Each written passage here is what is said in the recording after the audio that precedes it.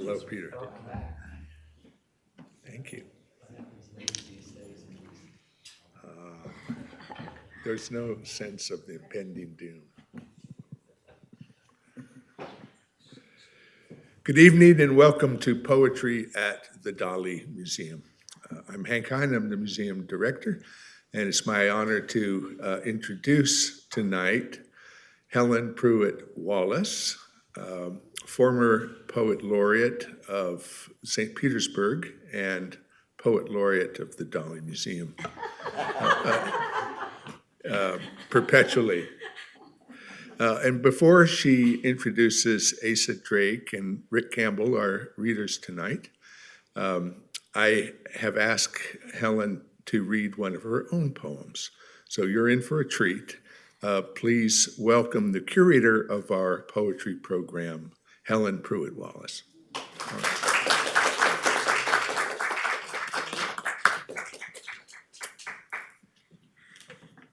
Hi, everybody. So nice to have you here. And we have two wonderful poets reading their work tonight. And I know you will enjoy them. Rick was with us about 8 years ago, and now he's back. And Asa Drake has been here before, but now she's won all kinds of awards and has her own book. And so now she's back as a poet for us. First, I'm going to do a shout out to the city of St. Petersburg. Thank you for supporting our program, especially for 10 years now. We really do appreciate it. And a special thanks to all the museum staff. We couldn't do this program without you, including our tech guys in the back. Thanks back there. Also Dr. Kim, Sumaya. I'm not sure where people are. It's a little dark back there. And of course to Dr. Hank Hine. So I will read one poem. Gosh, so much has happened since we were here. The last time we were supposed to meet, one of the hurricanes came in, and so we had to shuffle those poets. They will be coming back in February. But the other thing that's happened, which was tough for me, is that I lost my brother, somebody I was very close to, and he was real influential for me with respect to poetry. He was a real poetry lover, classical guitarist. He was a doctor, but his real love was classical guitar and music, and he loved poetry in part for the music in it.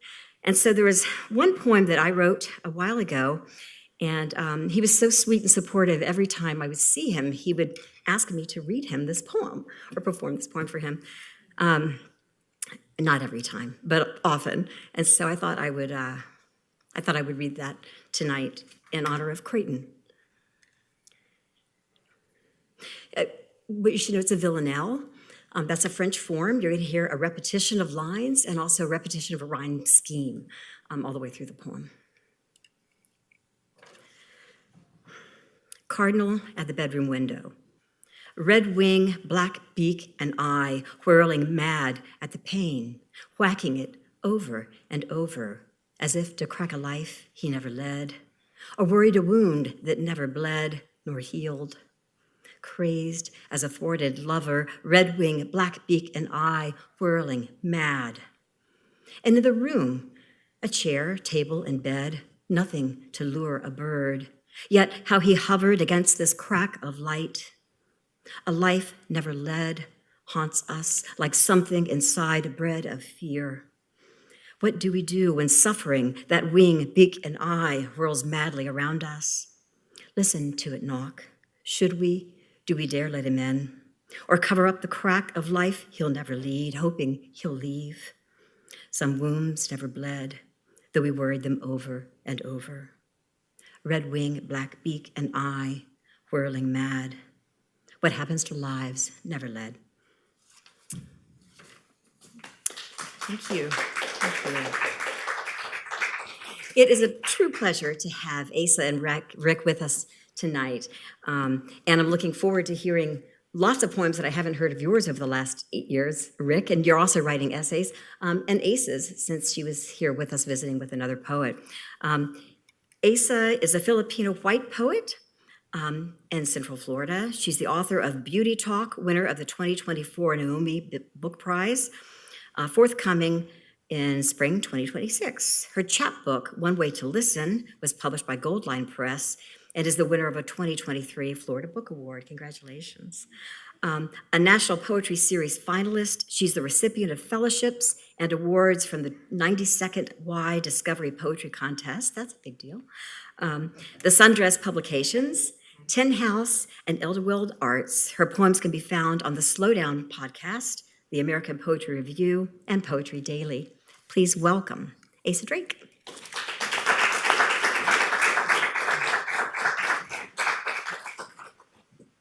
Let me set up my timer here.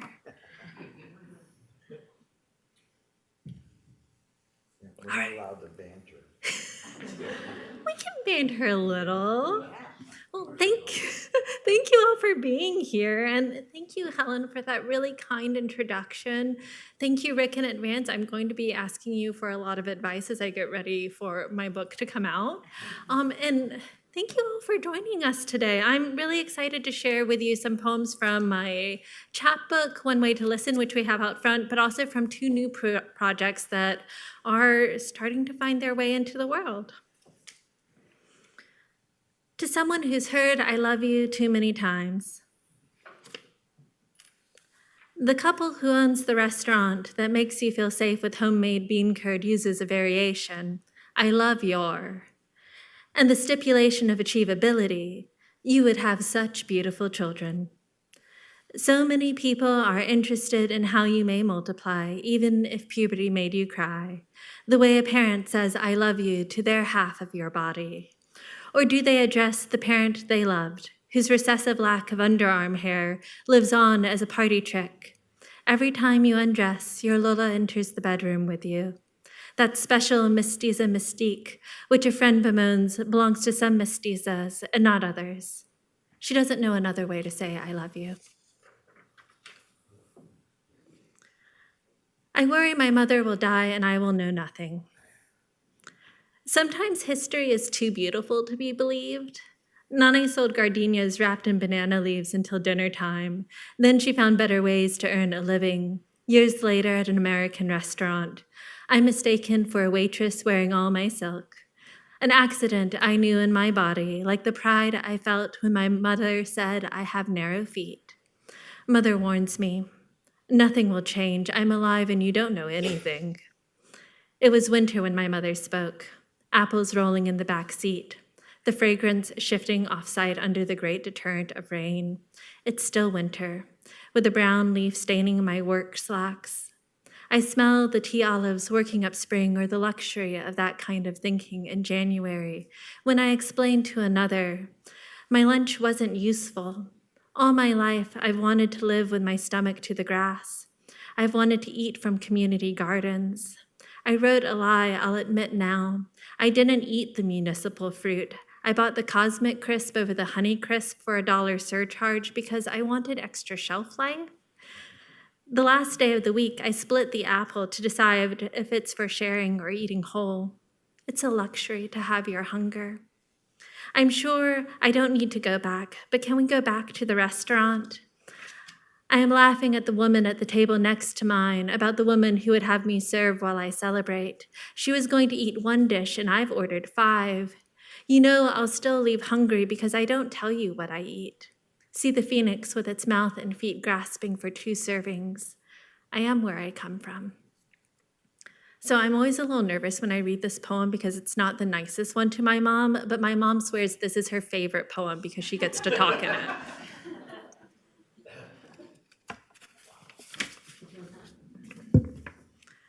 Certain outlines can only be imagined. Rain overflowing from the cup I left outside. Honestly, it's the wrong year to write a love poem. Though I walk through the valley of semblance, I am every figure in the deck. Magnolias make me feel guilty. Half I go where my mother sends me, half I deliver unintended messages. Chimera of passion flowers running into Lady Banks, barely keeping pace with the Sampaguitas. How Lady Banks is a placeholder name for the unknown gardener who tended this cultivar in China before 1807. By placeholder, I mean erasure, but I would like to mean placeholder. I would like, one day, for the gardener to be revealed.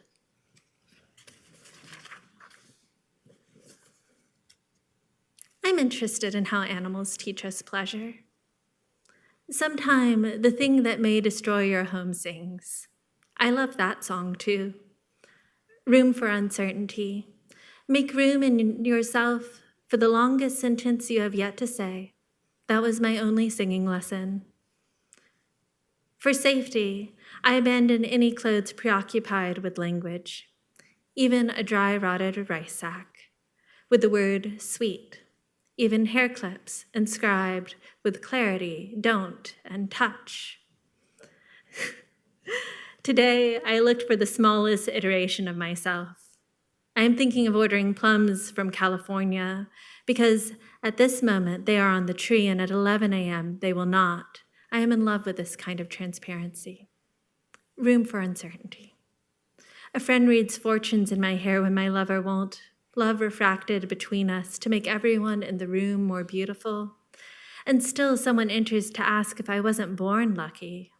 I keep a whole rabbit to help me survive. Oh, it eats and eats at what I was born with. Beloved, if I titled this poem My Mother's America, would it contain her mother? How long before you know the urgency of this sentence is lost?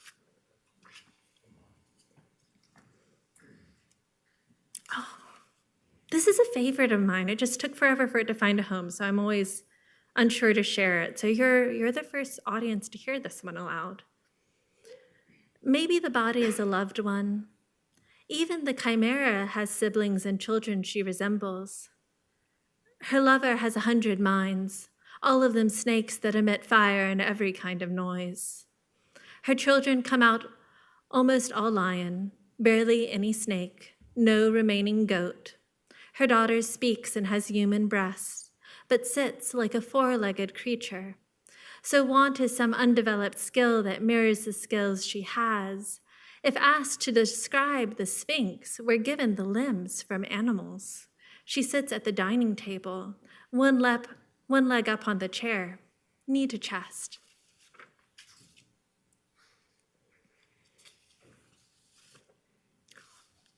Obad. Thinking about ad copy. With the sweet little arm picking plums and how the arm extends down for plums which are thick as arms. I'm okay with decay so long as I feel the same texture. I'm okay with added sweetness. I'm okay with fruit that goes soft but not fruit that goes granular, the way a split in the hollandaise unsettles me. Keep it together. Desire is just like desire until you sate it. Then it's something you wear once a week. Not even that, a slip so sheer it works only under 2 dresses. Today, I care about the breeze at my calf and the frou-frou, a word reserved for the sound of silk against silk, like this hem, against its own slip, even as the 2 layers come apart. I have tried to angle my body to leave you out of it. I was going to say to safety, I mean to separate. So I'm working on my first book with Noemi Press right now, and there are a lot of product placements, like those hair clips, definitely real. That plum arm reaching down, and like the arm is literally as thick as the plum, very real. They are not super down with the idea of having an index of products, though, at the back of the poetry book.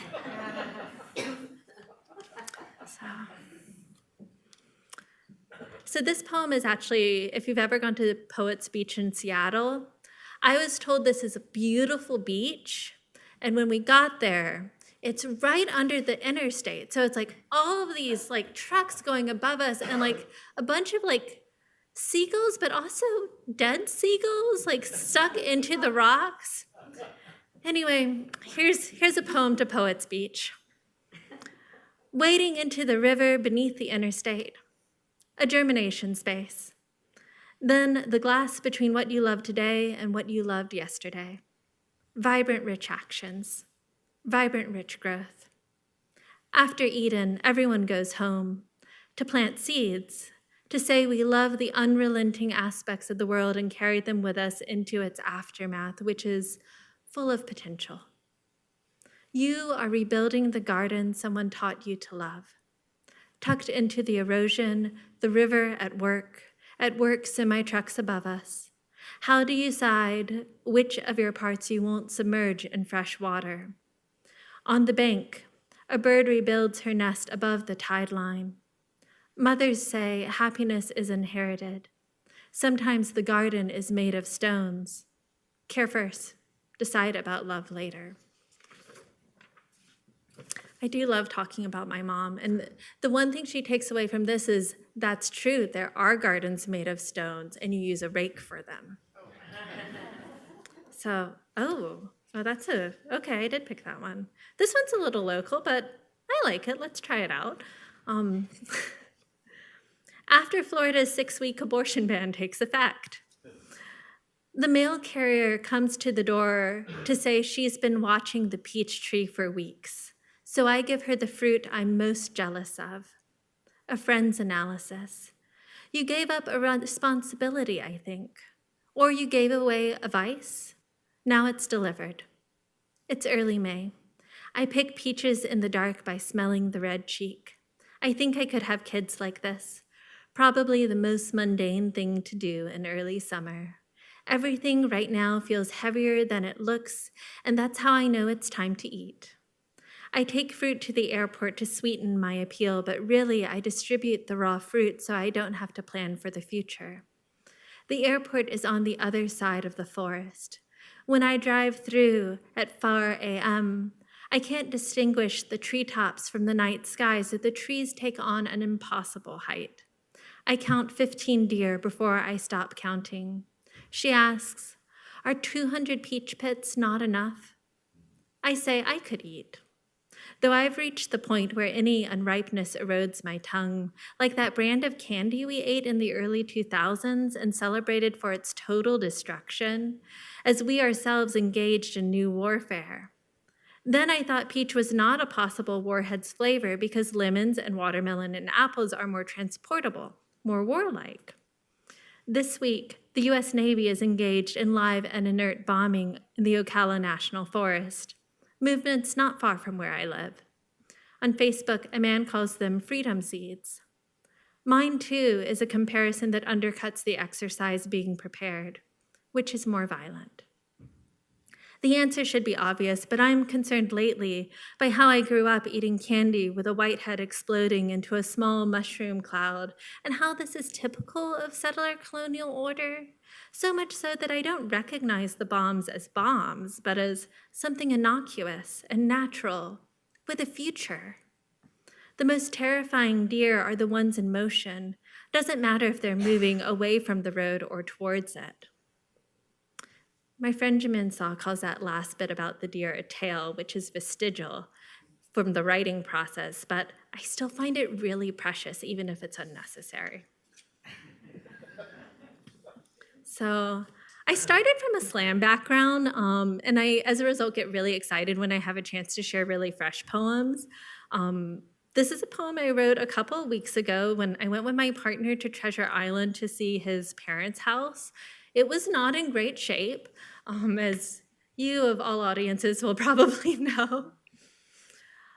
All conversations that make their way into disaster fail to hold up the stakes of living. Even conversations about disaster. I order stationery when shipping throughout the Southeast is fucked.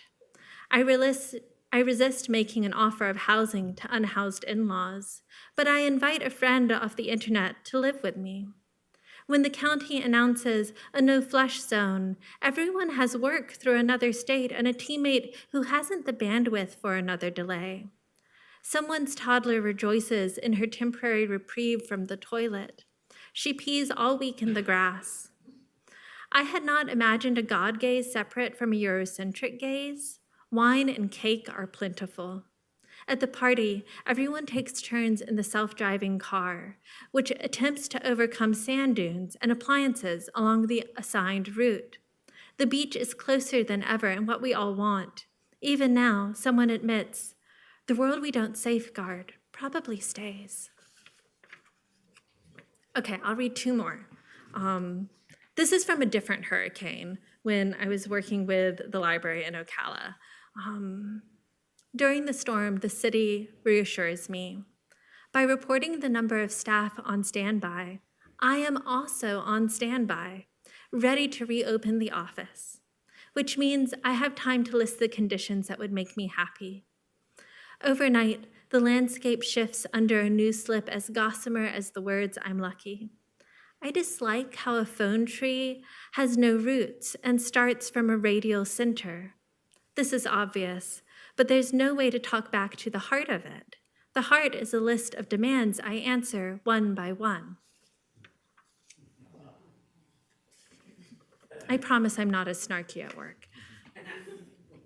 All right. Oh, this is a dad poem. Okay. Value theory. Maybe the body I prefer sits between two singing birds, like the song itself. Because people are used to comparing women and songs, maybe it is necessary to say I am not. I'm interested in the communal making of like things, which happens to be a song in this instance, or the scent after one rosemary bush as I approach another I cloned from the first. I don't like rosemary. I love the thing I can make again and again from itself. The way for 2 years every chicken is a golden goose. Collect the eggs, then you eat it. I used to think it was brutal how Lolo lost his fingers at the Hitachi factory, but he lived long enough to collect SSI. People I admire believe we can survive the number of days before retirement. Really, I tried, but it only takes one coworker death to lose faith in your pension. Every day after, I obsessed over how easy it should be to survive an office building. Connect this to what we know about time. Every minute I'm happy now makes me happy later. Mom's best friend used to report all the days Dad spent at the beach. When she sold the beach condo, she said, maybe Bill got it right. I mean, he never kept any money, but he got to spend a lot of days at the beach. After she could no longer distinguish between Mom's face and mine, she'd talk about the beach, which she missed, and Bill, whom she remembered. Thank you all.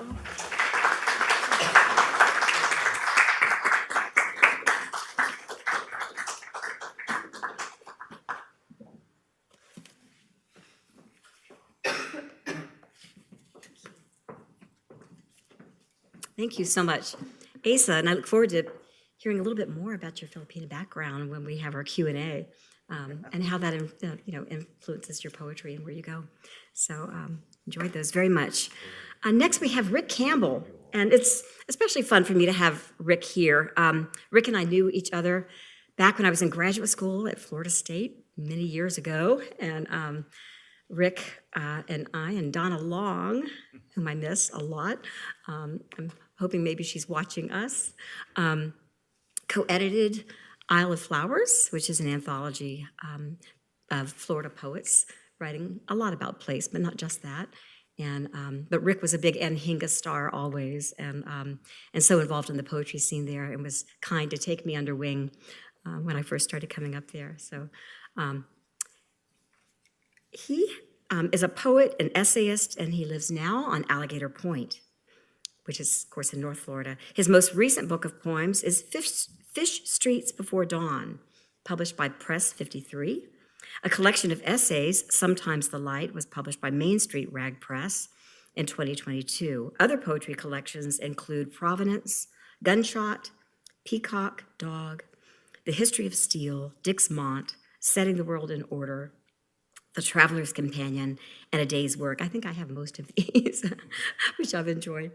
His poems and essays have appeared in many journals and anthologies, including the Georgia Review, Fourth River, Kestrel, Alabama Literary Review, and Prairie Schooner. He's won a Pushcart Prize and an NEA Fellowship in Poetry, and he teaches part-time at Fairmont State University. Please welcome Rick Campbell.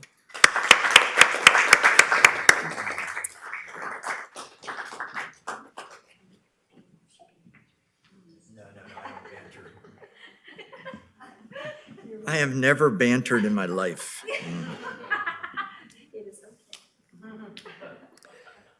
Actually, the big deal about this creeping old age is like when you get up here, can you still see the page, right? Thanks to Helen for asking me to come again. I was here last in December of 2016, right after you-know-who was elected president first time. Here I am back with him again, and it's really not my fault. Thanks to the Dalí, and thanks to Salvador Dalí, too, that we've never met. But I think it's really cool that he made this museum, and I'm happy to be here. And I'm going to open with a poem from this previous poetry book, Provenance, which is not out front because only the new one is. But I've been lucky in the last 3 books to do my own, like shoot my own cover photos. So this is a dock where I used to walk my dog Jasper. And when you get fish streets, when you all go out there and buy it, this is what fish streets look like. And by the way, I'm not going to read the poem, but there really are fish. It's not a metaphor. There are real fish streets on Alligator Point. So they're like tarpon and cobia and trout. And so I don't make anything up.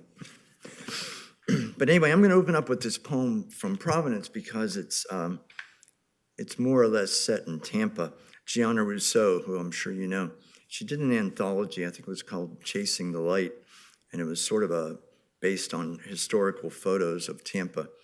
And she asked me if I wanted to do one. And I said, yeah. So this is sort of like a persona poem. I'm a homeless guy in a park years ago, and I have never been a homeless guy in a park. But when I hitchhiked for 5 years, I've slept in all the places one should not sleep. So I have a little bit of a feel for this. It's called Ybor City on a Friday, and it has an epigraph from the really great songwriter Jason Isbell. And the epigraph is, so high, the street girls wouldn't take my pay, said, come see me on a better day. She just danced away. If you don't know Isbell, you really, after you get done with buying all of our books, you should go buy Jason Isbell's stuff. But anyway, Ybor City on a Friday. I've never had a street girl, high or straight, never a drug habit, not a drunkard either. I have no indecent crutch for my failures.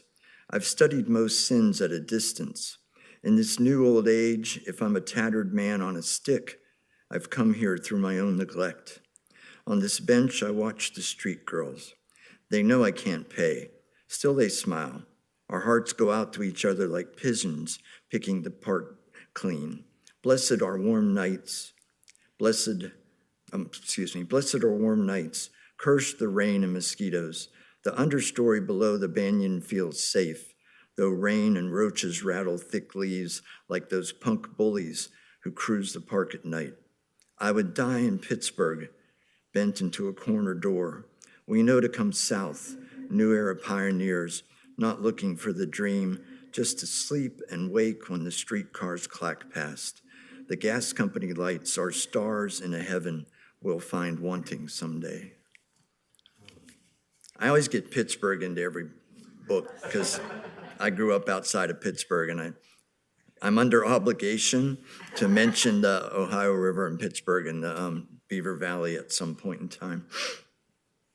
I'm going to read one new poem that I guess I took some time off. This Fish Streets came out in February or March, and I don't know, for me, if a book comes out, I feel like I've done something, and I guess I took too much time off, but I seem to have started writing again recently, and this is sort of a post-hurricane poem.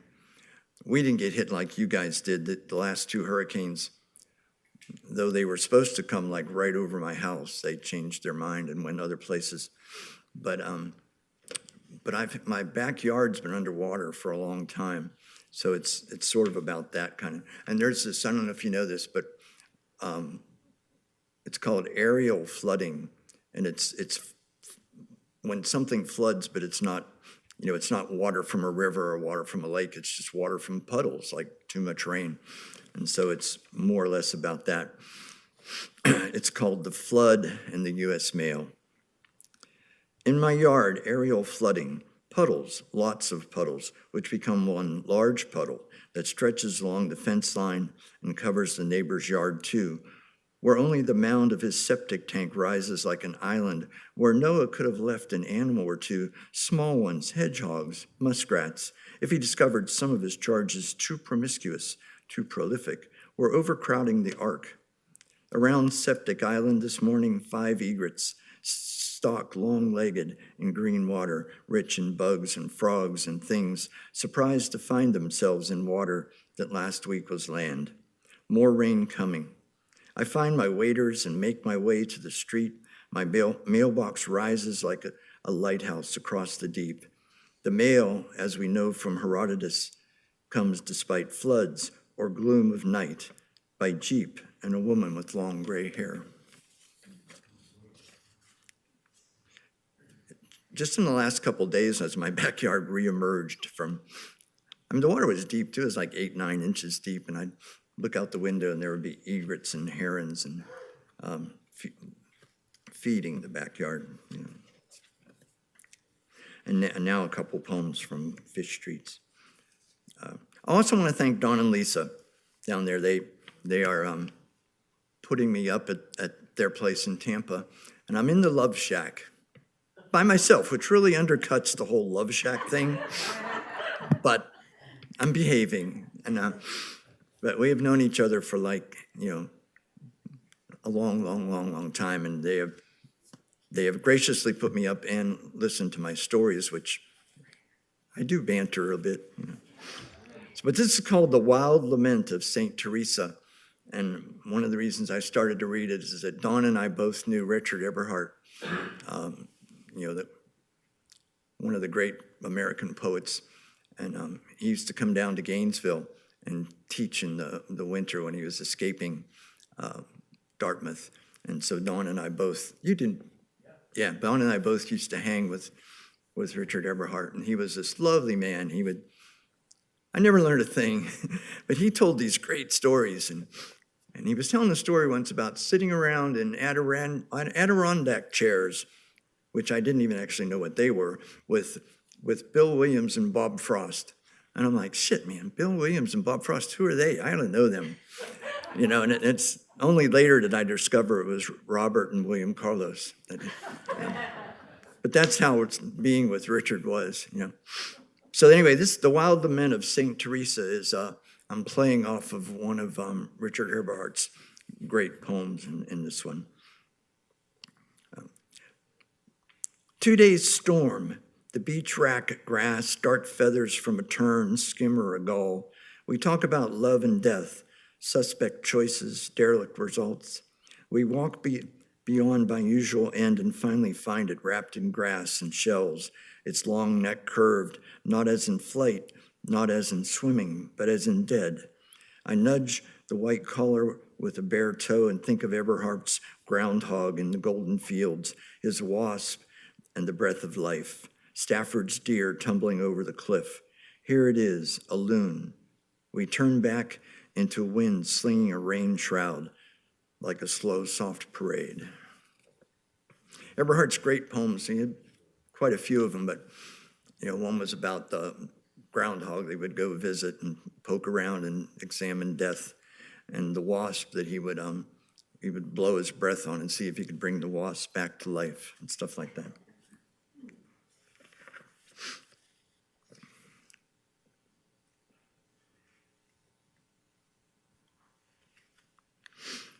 Not sure why this poem exists. It was just an idea that went on long enough to become a poem. I was telling Dawn, this book, there's no poem in this book that even fills up 1 page. And I used to write a lot of 1.5, even 2-page poems. And I don't know if I'm just can't sustain it anymore, or maybe they were always too long, but everything in this book is short. And almost everything in this book has to do with Alligator Point too, where I live and walk every day. And that too is sort of new for me. It used to take, years before you would write about where you really were and stuff like that. So this is a very maybe localized book. So this one's called Practicing Silence. Outside of New York City, it's almost impossible to be mistaken for a mime. Here at the edge of the country, I'm just a guy who moves silently down crushed shell roads, through pine forests and deep sand, past the harbor's broken docks. Okay, yes, I could talk more, but to whom? The clerk at the Dollar General? What would I find worth saying more than thanks? Buzzards whirl over my head like synchronized swimmers.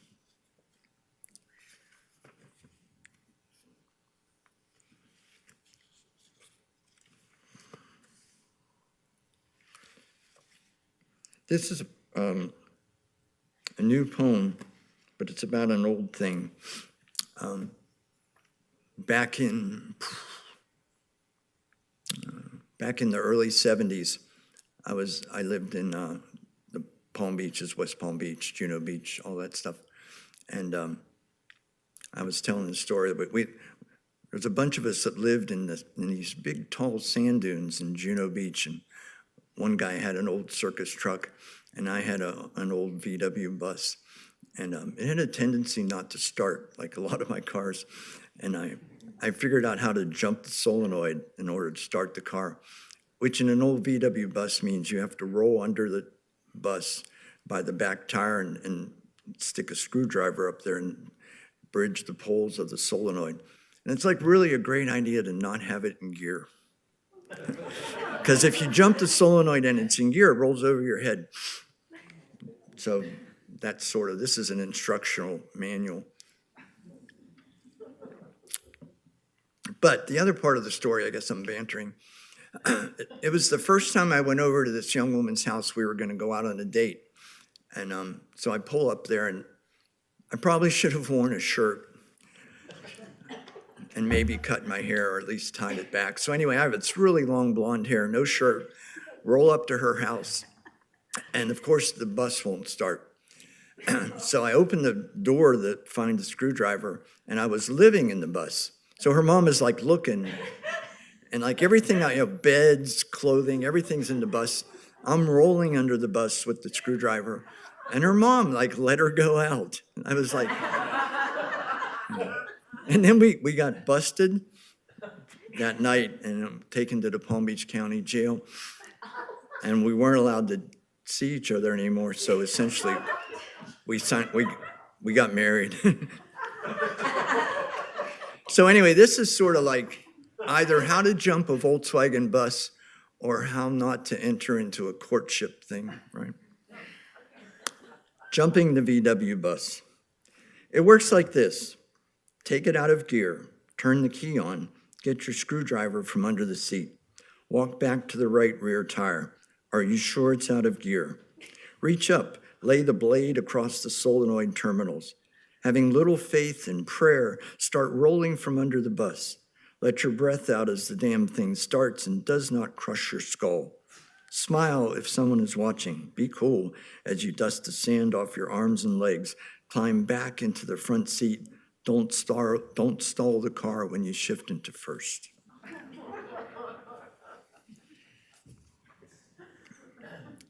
And I'm going to read two more, like one. I'm going to read not the title poem, but what was going to be the title poem once. I was going to call this book Throwing Starfish Back into the Sea. And I don't know, that sounded like really cute. Like a Hallmark card. It would have been a really bad Hallmark card, but anyway, I didn't. I ended up calling it Fish Streets Before Dawn instead. And but I thought I might read this one that would have been the title poem. I don't know if you know, but starfish apparently they're not dead the moment they hit the beach. And if they had if they had, like, as Andrew Marvell said, all the time and whatever you had, they could get themselves back to the water, but apparently they don't. So throwing starfish back into the sea. They sprawl as if fallen from the sky. I'm told all of them are not dead. The ones not bone dry, ones without severed limbs, might live if returned to the water. I'm told, too, that they can inch their way to the shore break. Though I have time to wish and watch, I lack patience. After my friend leaves, I pick one up and fling it like a frisbee toward the surf. Another, 3, 4, 5. I wonder If the dolphins feeding near shore eat starfish, I wonder how much good I have done. And this is the last one. It takes its title from a line from Leonard Cohen's song, Hallelujah. You know, this beautiful, beautiful, obviously song that then everybody in America and all of the world decided to re-record. And but I always wondered, like, you know, it's supposed to be in the movie Shrek, right? I don't know if it is or not because I never saw the movie. But, you know, this poem's about sex and death. And I'm like, why did they put that in a kid's movie? Unless they didn't, unless I'm wrong about that. But anyway, the title is Love is Not a Victory March, you know, which is a line from the song. And when I was making this book, the editor said, like, are you sure you want to, like, have people thinking about Leonard Cohen? And I said, yeah, man, they should think about a good writer. like, you know, of course I want Leonard Cohen in this conversation. Poem has nothing to do with Leonard Cohen, of course. But Love is not a victory march, and this will be the last one. It's come to this, freezing night, a quarter moon in the sky, one bright star, bright as a spaceship hovering in the south. Somewhere over the water, too cold to sing, we walk, particulates of dust and pollen float in my headlamp beam. Fluorescent bugs glow like jewels in the grass. Love, how far away it is, dark and round at the edge of a lake's satellite image, with what could be trees ringing the shore from heart to heart as the crow flies. Who can fly with crows, love? Thank you.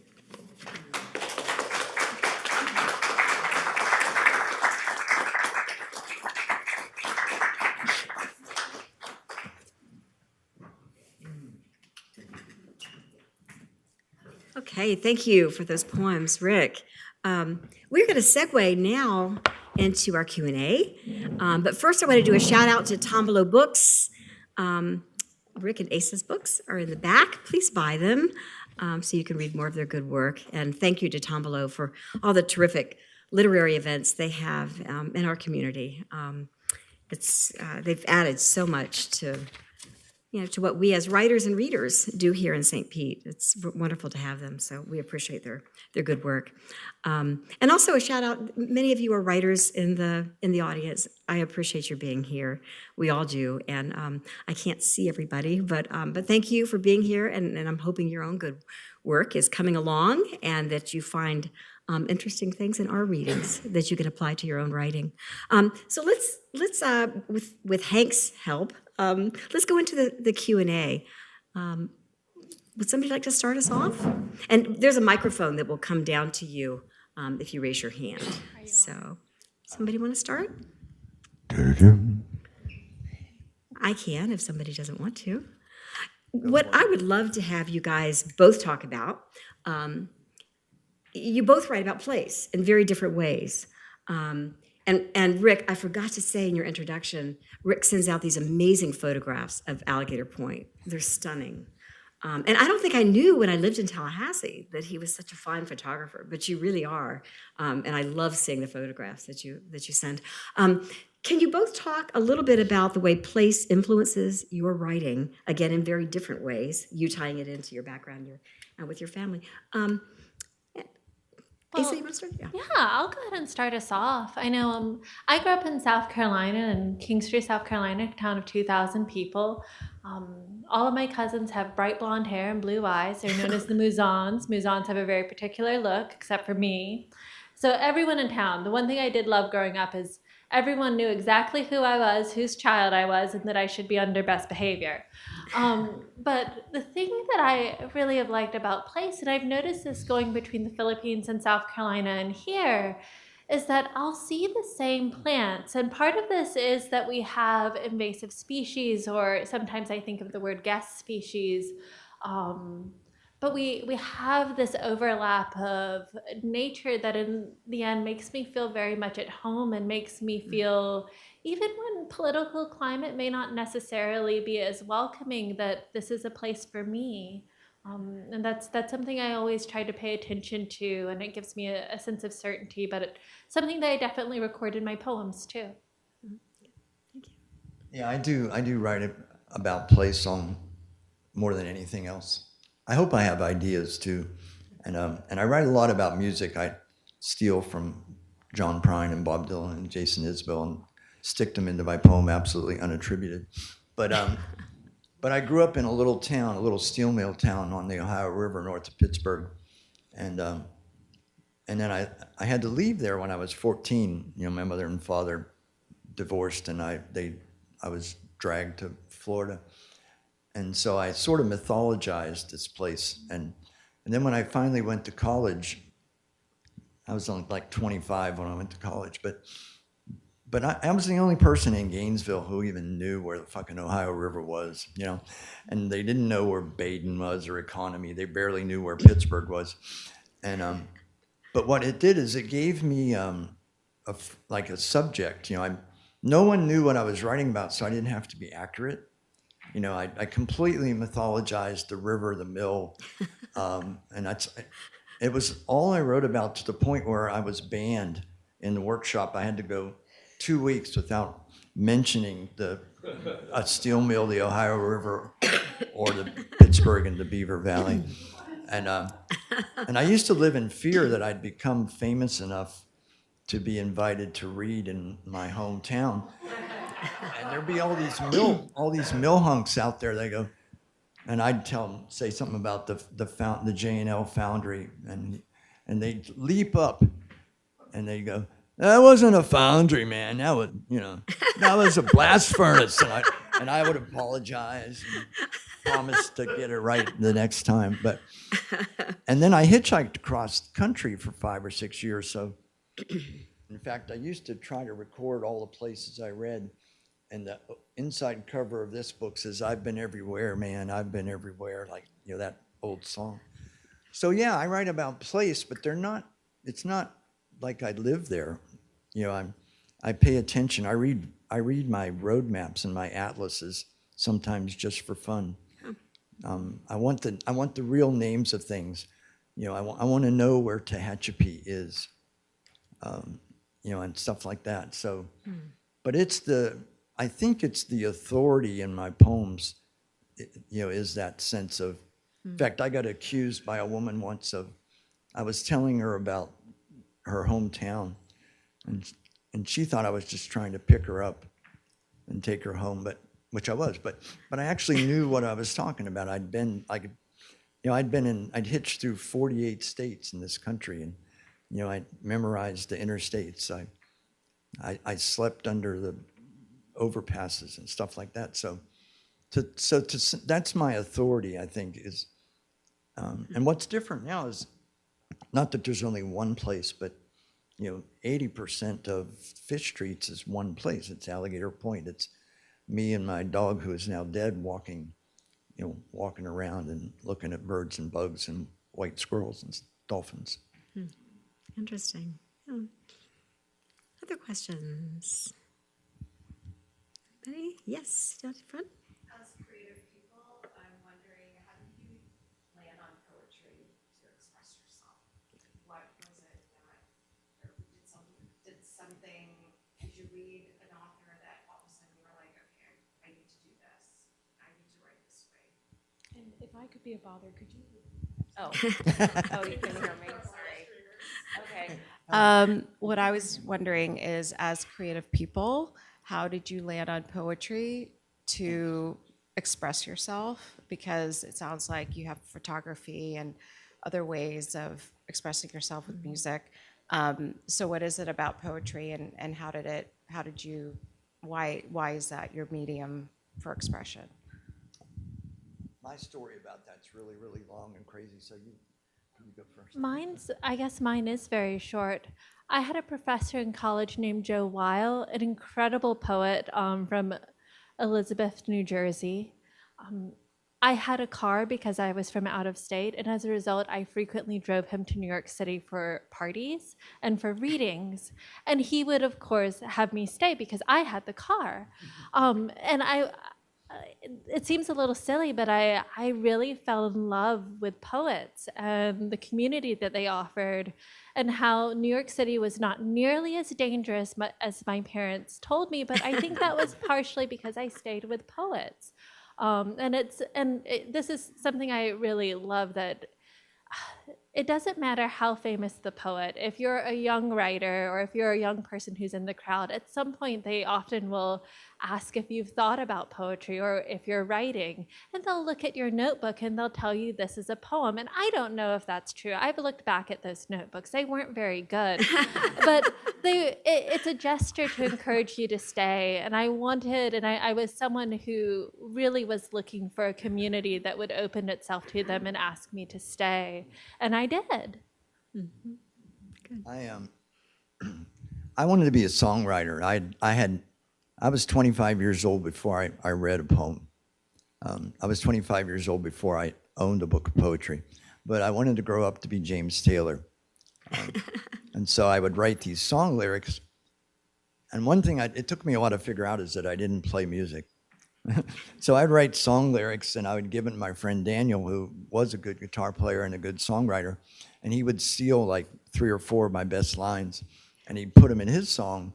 And then when he played them, he would point at me. When my part came up, that was like my attribution thing. But anyway, I was living in Cambridge, Massachusetts, and working in a grindstone factory. And for some reason, on Christmas, we exchanged presents. And everybody there was older and smarter than I was by far. I was a good hitchhiker. I wasn't good at anything else. And although I had learned to play harmonica by then, but anyway, for Christmas, they gave me 4 books of poetry. Richard Hugo's What Thou Lovest Well Remains American, Philip Levine's Not This Pig, Charles Bukowski's Burning in the Water and Drowning in the Flame, and a collection by a Chinese monk named Han Shan, like 8th century poetry. And I was telling Dawn, I hope I wasn't rude, like, why did you give me this shit? Like, man, what am I supposed to do with this? But I realized, I read it, and it was sort of like false bravado, like you have when you're either young or new. I was like, this Philip Levine guy, I understand him. I know what a factory is. I know what it is to work in one. I could be Philip Levine. Of course, he won the Poet. He sort of went on to a better career than I did, but I felt like, I could be Levine. I could be Richard Hugo. I couldn't drink like Bukowski, but and then the next poet I discovered was James Wright. So I guess the answer is, I wasn't going to be a songwriter, and this poetry just spoke to me so much that shortly after that, I decided I should go to college, and I went to Gainesville where I met Dawn, and but I had never read anything, so I sat in the library and I could get as many books of poetry as I could hold in 2 hands. And since I had never read anything, it didn't matter which ones I got. So I would read like maybe 20 books of poetry a week. And they were giving me a shitload of money and stuff like that, so I didn't have to work anymore. So I read 300 or 400 books of poetry the first year I was there. And eventually I think I figured out what to do. But I figured out that I wanted to be a poet, not because of like being instructed, but because I got to hang out with poets like Richard Eberhard. I got to hang with him, like I was the guy with the car too, and I was old enough to be trusted. So I would be the one who would go to the airport and pick up the visiting poet and get him back to the airport and stuff like that. And so it was like a lifestyle. I was like, poets, that is so great, that is so cool. I want to live like a poet. And then I think I eventually learned to write, but it was more like since I couldn't be a rock star, I could be a poet.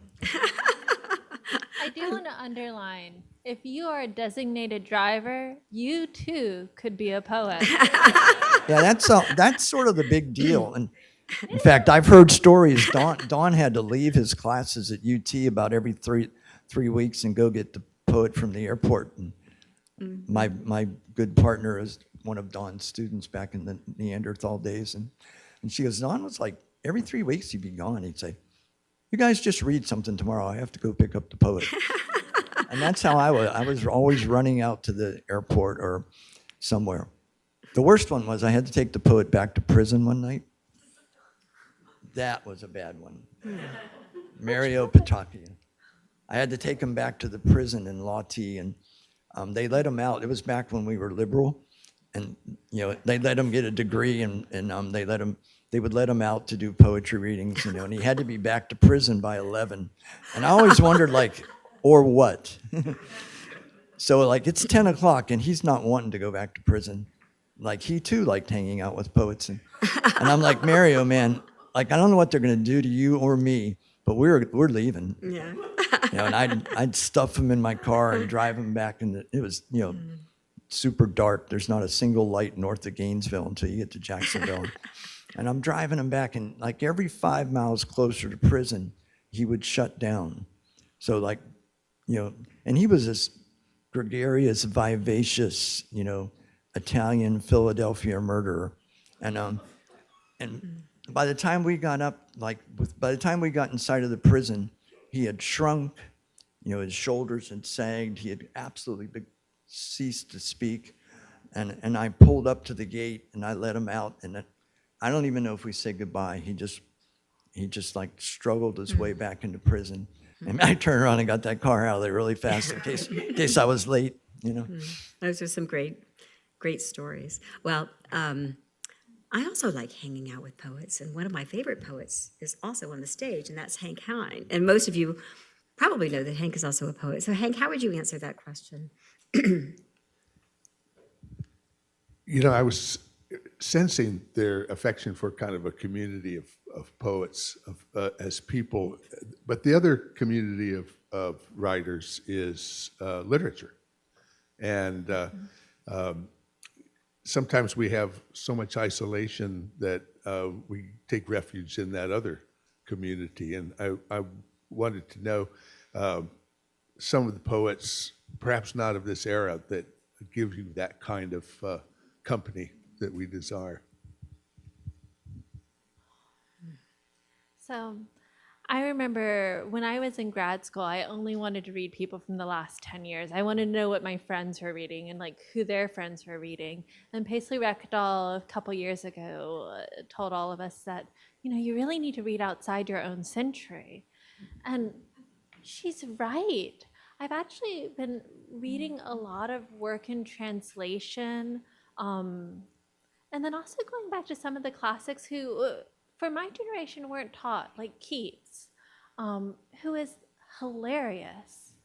And we're almost scared away from them, but being given permission to write a funny poem about a pot of basil where you stuff your lover's head, that's the stuff that's going to give us permission to keep going. And I don't see that done quite as freely right now. So I often look to Keats. I look to work in translations. Is it Arthur Say who just did a translation of Chinese poetry?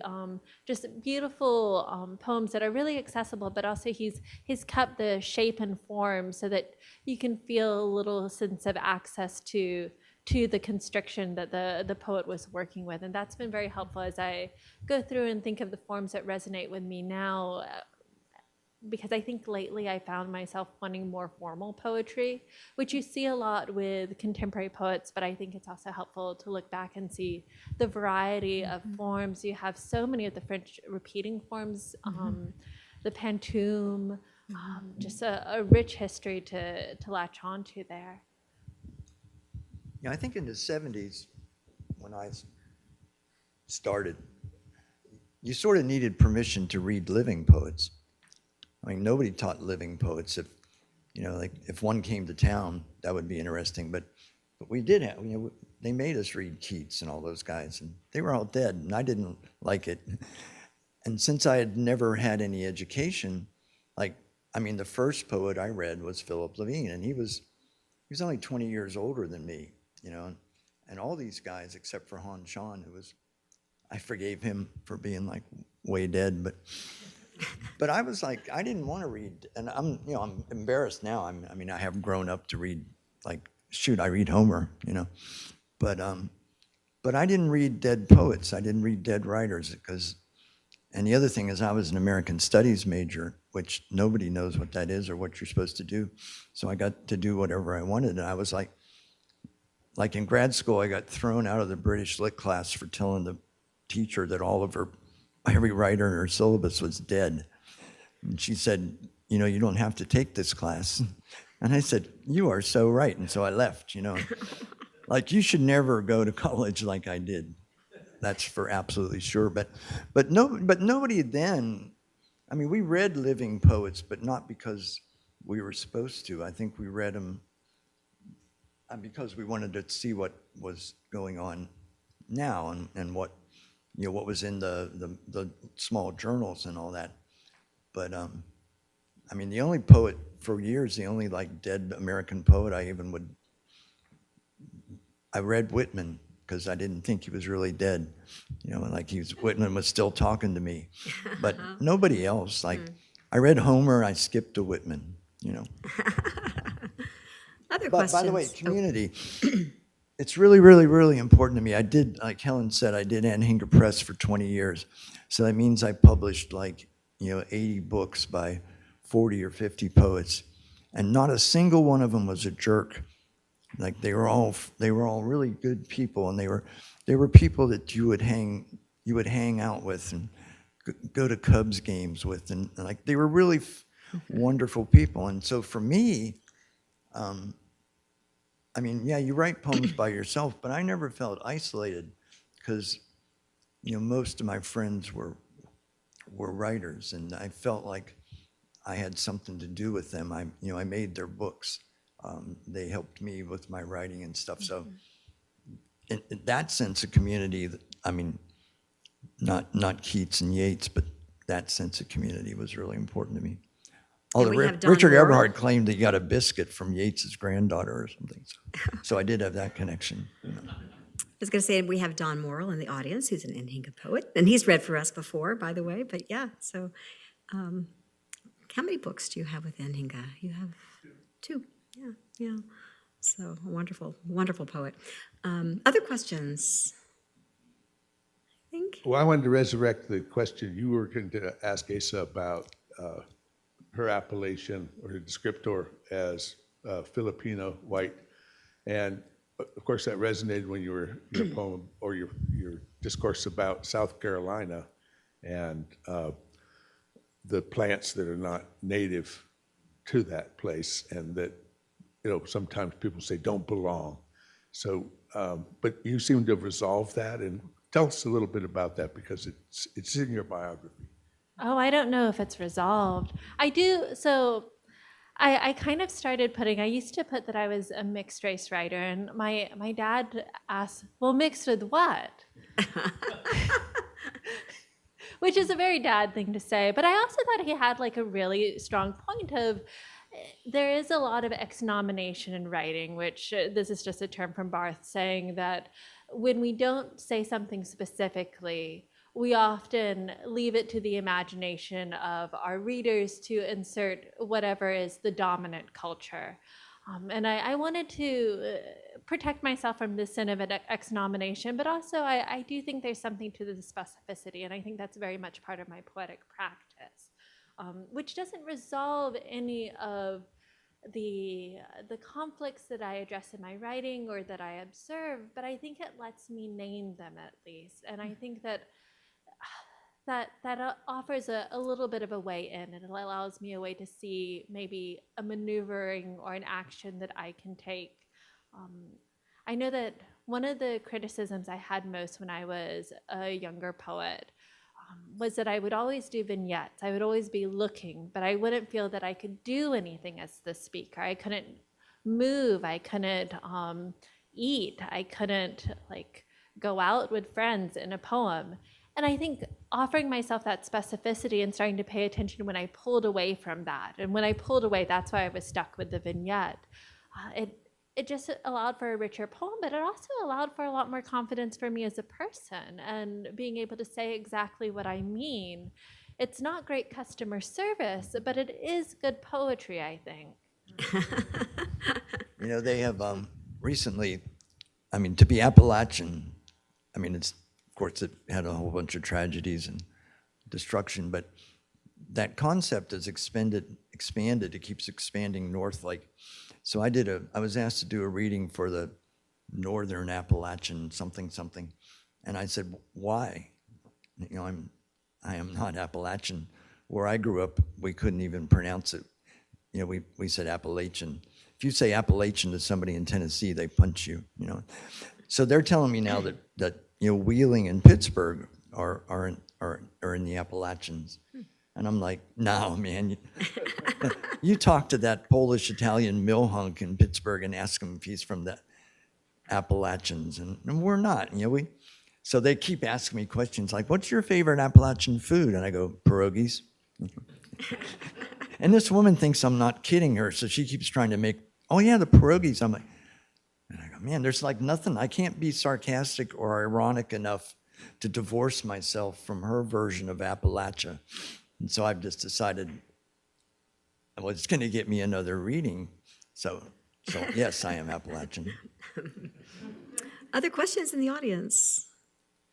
I have one I wanted to follow up with. This one deals with craft. Can you both, so I know, Asa, you have taught a lot for Tin House, which is a terrific literary journal, and you teach the young, is it poetry that you've been involved in teaching, the Young Poet series? So with Tin House, I do their craft intensive online, Yes. and I've done this also with the Loft and with Hugo House and a few other places, but I teach writing reviews, and I teach a couple different poetry classes, often on choosing illegibility. So what I want to ask for both of you is if you could both talk a little bit about craft and what is it, because Rick, you teach part-time at Fairmont also, and it seems like you were always teaching something, even in Tallahassee. But talk a little bit about what you say to your young students in terms of craft. What makes a good poem? Make it as broad as you want. I'm sorry, I didn't. Go ahead, Asa, because you were saying. Oh, what makes it a poem? That's a hard question. Makes it a good poem. Oh, what makes it a good poem? Is it harder or easier? I often find it, I always push them towards specificity. And so this is something David Lehman did with me when I was a student. And I found it kind of embarrassing, but I've done it to a student recently, and she found it very helpful. And I have to admit, I think I did too, she would come in with a draft, and then she would tell me about the draft. And this is the same thing I did with Lehman. I would say, this is what the poem is about. And Lehman would start taking notes, just everything I said about the poem. And at the end, he would read it back to me. So I did the same thing with my student. She's telling me about her poem, and I write down notes about everything she says what the poem is about. And then I read the notes back to her as a dictation that I've taken for her, so that we can see where between these, which one has more emotion to it, which one has what you wanted to say. Because if you're explaining so much about a poem, have you gotten to really say what you want to say? And there's a lot of question about what a poem should be, or what should be taken into metaphor, or what should be said up front. But I also care a lot about student intent and writer intent. And I think that's something that's maybe a little newer to the workshop model, but I do like when students come in and say, I am trying to do this. I would like to avoid this. And a lot of my classes are about that too. I do a class on essentially choosing illegibility, choosing to be difficult with your audience, especially in a world where we're all taught to be agreeable. If you try to create conflict, people will try to make room for it so that everything can still go on without a conflict happening. You don't have to do that in a poem. You can be a little mean. You can be a little spiky. And I try to make room for that conversation because all the tools I can give you in the world, I have a wonderful list of 50 moves a poet can make. What are some of the things on that list? The blank of blank construction. There's the line, what I mean to say, or which means, and we've all seen like a poem that does that gesture of placeholder, but I would like to say erasure. So there are all these beautiful moves that you can do that are kind of rhetorical moves, but none of them matter if you don't have something you really want to communicate in the poem. And I feel like at the heart of it, we're using language because there's something we want to communicate. We're poets because we want to make something. Poet comes from the root of the Greek to make.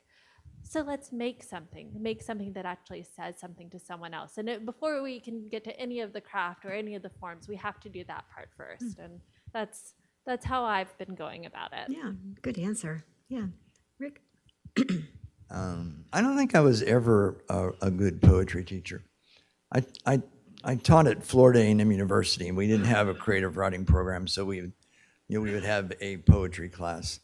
And all my students, and this is going to come out potentially wrong, but hip hop and performance poetry, and they didn't believe in poetry on the page, and I would say, no, we're not doing any hip hop. We're writing poems. We're not spitting poems, and it took a lot of fighting, and I would say, well, I said, when I was a baseball player, I loved Roberto Clemente, and I decided at age 9 I was going to do the basket catch. It's when you catch the ball down between your legs. And my coach said, whatever name he called me, he goes, 2 hands above your head. When you become Roberto Clemente, then you can make a basket catch, And so I would make my students write sonnets and villanelles, even though I didn't want to do it. And I would always end up doing one because I'd feel bad that they were so sad, and I'd write one too. And every one I ever wrote, it got published and it got in a book. I probably should have kept doing it, but I wasn't a good poetry teacher, and I wasn't I wanted them to love poetry with all their heart and being, and think it was the most important thing in the world. And for the most part, none of them ever did. And they couldn't be specific. So one day, the windows, FAMU had all these old buildings that didn't work anymore. And the one, if the window was open, it wouldn't close. And if it was closed, it wouldn't open, stuff like that. And one sort of semi-wet day, I was so tired of telling everybody that, no, it's not a tree, it's a maple, it's an oak, it's a palm, right? So I had everybody walk over and stick their head out the window. And I said, what do you see? And what do you hear? Is the water falling on your face? And then I stopped teaching poetry. The creative nonfiction teacher retired. And I said, I want to teach creative nonfiction. And I hired this young woman from Miami named Christine Snodgrass. And I said, you're the poetry teacher now. And that was 20 years ago, and I have never taught poetry. I did teach poetry in a graduate MFA program, but that's like icing on the cake, Grad students, they actually know what they're doing. So I'm not a great poetry teacher. But just ideas on what you think, a few things that you think make your top 3 for what makes. Well, a I good believe poem. in the line. I believe that the heart of the poem is the line.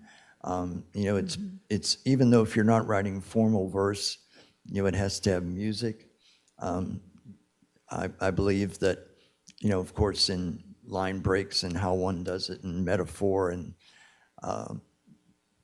my problem was that since I was never educated and I was never an English major, I don't know hardly anything Asa said. I have no idea what that stuff is. I didn't do it. And my metaphor again is Henry Aaron never became a batting coach because he was perfect. He could see the ball hit the bat, and then he would hit it 400 feet. But he never told anybody how to bat. He never told anybody how to hit because he never had to think about it. And I accidentally taught myself how to write poetry. So I have, Dawn knows 100 more times more than me. And He knows a lot. Dawn asked me to come to his class once, and he was doing, formal verse, and he asked me about line breaks. And I said, well, I write everything out by hand, and I'm left-handed. So when I slide my hand across the page, when I get sort of 9 to 11 syllables in, my hand smears the ink, and I can't read it anymore. So I drop down to the next line. And he just glared at me, And I said, and also, I'm a blues harp player, so I have this innate sense of breath and how long the breath is. And then I dropped names like Denise Levertov and stuff that I didn't understand, but I decided I should drop a name. And afterward, Dawn says, I am never fucking inviting you back here again. He says, I've spent half a semester trying to get them to understand craft and formal verse, and you tell them don't smear the ink and breathe like you're a harp player. So. The breath is true, though. That is good advice. So my favorite exercise, this is actually from Jimin-sa. He's a friend of mine who started with music as the background. I have no musical background. I don't listen to music. I'm that one person who is supremely ungifted with sound, but I do care about musicality. And you're exactly right about the breath. And one thing I love doing with students is you make them read their line like normal, then really fast, then really slow. And the slower they get, the more uncomfortable they are with the line. And that discomfort, that's where they've messed up on the poem. But it is exactly right. Well, you'd be good doing this, but I would just say. You have the technique. I'm just breaking down exactly how you're making it work. I tell them it's about breath. I just don't tell them how to breathe. So Hank, how about you? What are your favorite top 3 things that you look for in a good poem? What are the poems that grab you? What are they doing? Well, I think the reason we write poems rather than prose is that we do like that energy of the line, and I like the suspension of syntax and how coming back to the beginning of the next line, it's powerful. Playing against a line that is that makes sense on its own, and then that is qualified or argued against by the next word, and so that's important to me. Good. Yeah. I'm gonna learn all this stuff and go. One last question. Anybody? Yes, back here, please. I'll just bring the microphone to you. Here comes the mic. Well, I'm fascinated by the process of whether one writes for the page, for the book, for the specific words that come out, the image, or whether one writes for the musicality, for what happens when you read it. Because we go to, when I think the first time that I read a poem, right? So it was a reading, I read it, I bought a book, I became really interested. I would read something and it would be so interesting, something about the image, the word, that I didn't even finish the poem. I would just kind of be with that, and then I would go on. When I started going to readings, I don't have any control over how that is read. And so sometimes I hear it like a song, and then it has a very different kind of flavor and texture. Other times I want to say, hold on, stop. It's just, I want to take in that phrase. I want to be with that. And it's going on and on and on and on. So I'm wondering, from the point of view of you who are writers, how do you are you writing for the page? You're writing for the performance of it? That's a great question. Yeah. I think you better do both. Unless nobody ever asks you to read, then you don't have to worry about it. Are you writing to publish, or are you writing to do readings? Both.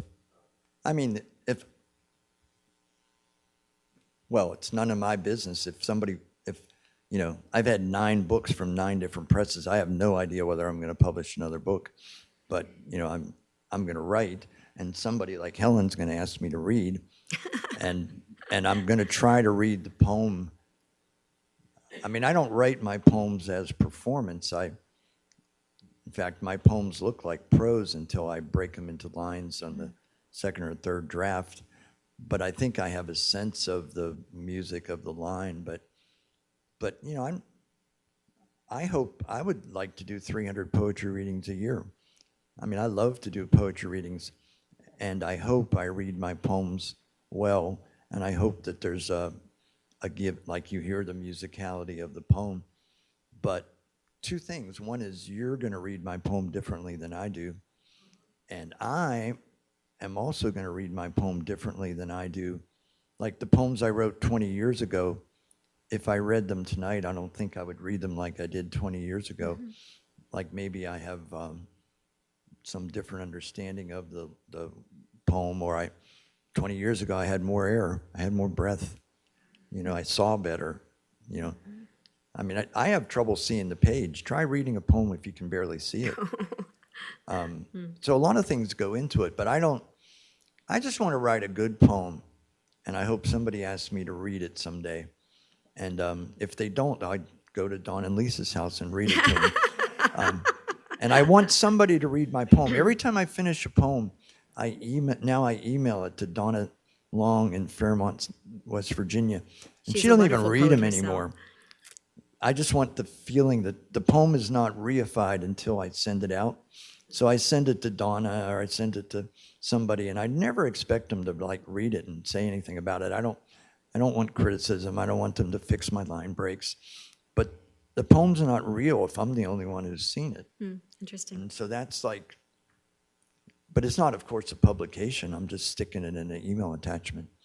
Yeah. Asa, how about you?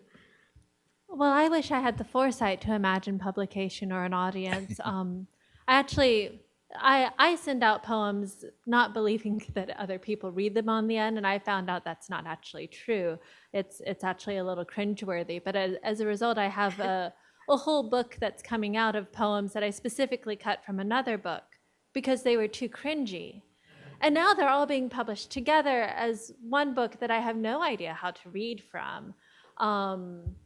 But I think that I write because these are things that they're thoughts I needed to follow to the end. And I think sometimes sound has a lot of sense to it, even if the meaning is separate from the words. That doesn't make any sense, does it? But okay. Thank you for backing me up on that one. And some of the things I've started doing is I start to think of, I'm going to have to read from this book. Eventually, I can't just read the two poems that I know how to read out of it. I'm going to have to read the other poems that are weirder and more confrontational. And one of the things I've started doing with audiences is I'll try one that I'm a little unsure of, or when I'm with students, I've started to try and calibrate to see how people read poems. And the thing I find really interesting is, you're right, everyone reads it differently. And it comes down to even how much breath how large of a pause do you do for a comma versus a period versus a dash? I have found that I have a longer breath for a comma than I do for a period. The period, that's wrong. You have to go back and start. the period's a full stop. You're wrong. Go ahead. See, maybe I'm a bad driver too, where I'm like, stop sign. All right, stop, go fast. But with the comma, it's like the yellow light of I have to wait to see what's around the corner. I've been kind of surveying students to see the different ways that we approach different sounds, different punctuations that we use to make those breaths. Because there are certain poets, I think Mary Ruefle does a good way of instructing the reader of how to read the poem. And I think part of this is because she'll use these constructions that sound idiomatically comfortable, but then the next line shows that you have misread it. And so you have to redo the sound of the poem to make it work. This isn't a good answer, but it's something to point to, I guess, of someone who does it well, of teaching the audience how to read, and that I've been trying to pay attention to as I figure out how to read poems that I fear may be a little unreadable. The way I write is usually I don't write poetry if I'm not reading poetry. But like you were saying, if I'm reading a poem and it moves me, I put the poem down and then I write. And then I write as much. And I tend to write a whole poem in one burst, one sitting.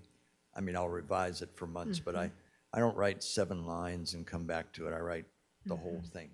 And then I'll go back and maybe finish reading the book I was reading. But I mean, it's very mercenary. I'm reading poetry so that I can write poetry.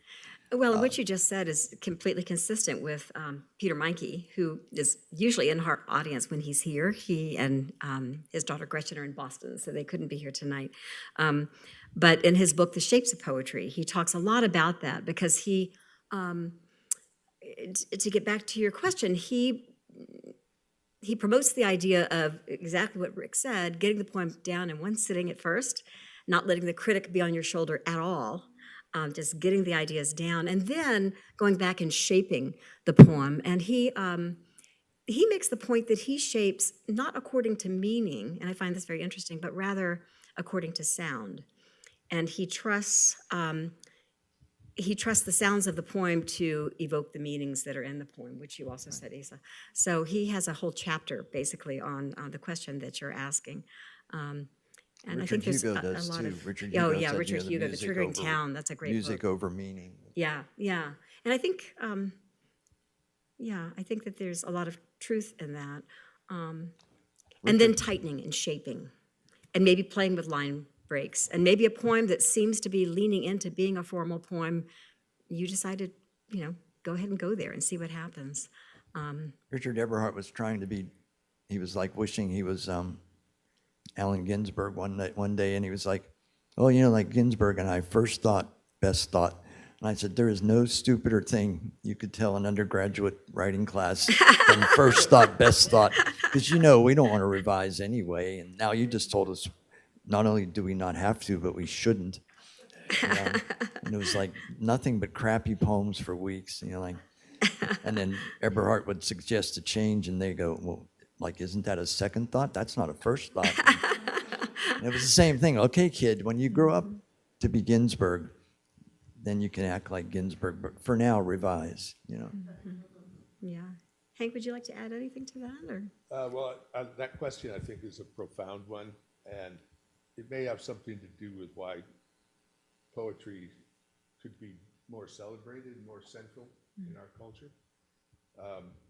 We talk about how poems are meant to be sung, or they're song, they're alive in the human breath, and thank you. These things should be sung to the world, but what we do is we write little books, and then we publish them and send them around. But the poetry isn't in the streets, and what's in the streets is not the kind of poetry that the expression of the kinds of things our guest poets have been talking about, which is much more important. So it's a problem. I don't know the answer to it. What I want to mention, though, is that here at the Dalí, we will be doing more of our spoken word series, which we started last year. And we have a group from Tampa who comes over, Tampa Grow House, and Dennis Amadeus and Curtis Davis run that. And it's an open mic, and it has a completely different kind of energy than what we're doing tonight. Usually it's packed. And these are poets that, for the most part, are probably like what you're talking about. They're just getting the ideas down, and they are not what you would call text-based poets, right? But they're performance poets. I've always thought it would be, the truth is I think we have a lot to learn from those poets. And I think they have some things to learn from us as well. I've always thought it would be really interesting to do a panel discussion on some of that, because I don't know. I think, we had Jericho Brown last April, and he does a little bit of both. And man, he was terrific last April. And he really, I thought he brought those two together in a way that is tough to pull off. But we'll look forward to having that back again, so stay tuned. And if you are writing poems, please come join us. You have to sign up. We have a sign-up sheet that'll be on the door, and it does get full, but we'd love to have you. And it's important to me, even though I understand it's a completely different kind of thing, but it's real, and it works for so many poets. It's just a different kind of energy. So we'll be having that as well, and I hope some of you might be able to join us for that. At this point, we need to segue into our book selling. So thank you all so much for being here. Thank you, poets. Please go out and buy some books.